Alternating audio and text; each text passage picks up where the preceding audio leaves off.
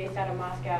It's the one. სახელად კავკასია შესავალი, იმიტომ დაარქვა, რომ მანამდე დაწერილი წიგნებისგან განსხვავებით, მაგალითად შავი ბაღისგან, რომელიც ყარაბაღის კონფლიქტს ეძღვნებოდა და უფრო ფაქტების გაანალიზება იყო, ამ შემთხვევაში ის ისტორიას მიმოიხილავს.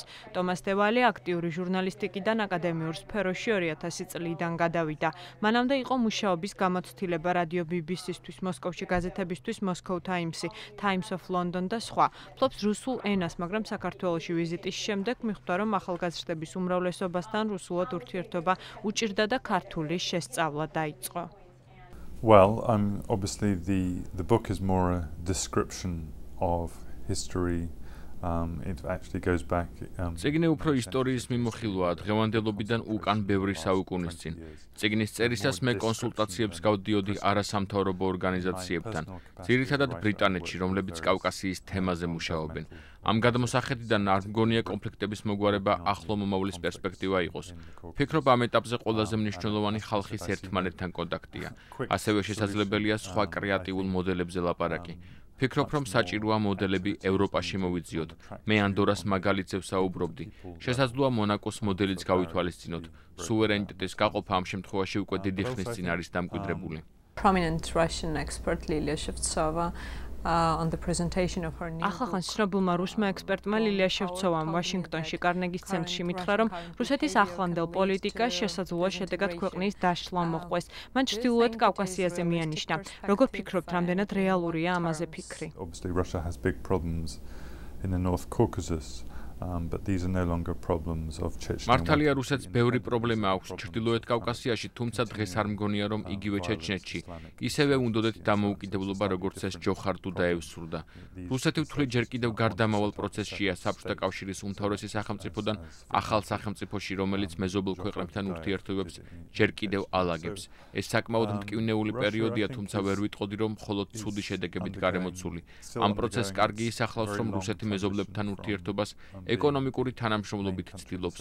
თუ საქართველოს მაგალით შევხედავთ, პოლიტიკური ვითარება დაძაბულია, მაგრამ საქართველოში არაერთი რუსული ბიზნესია. ქართველებიც ცხოვრობენ მოსკოვში და საკმაოდ კარგად გრძნობენ თავს მატერიალურად.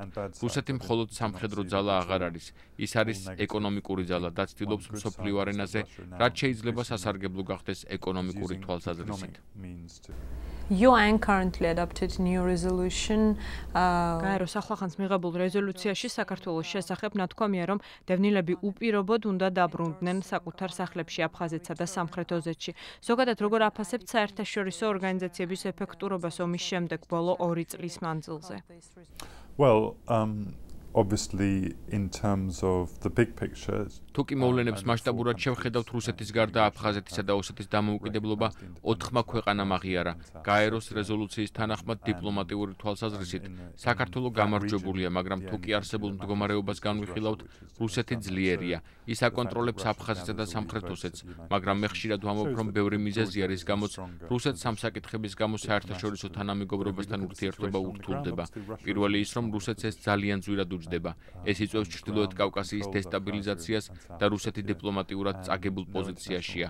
ასე რომ ვფიქრობ 5-7 წელიწადში, როდესაც საქართველოს უკვე ახალი მთავრობა ეყოლება, მოლაპარაკებების პროცესი დაიწყება.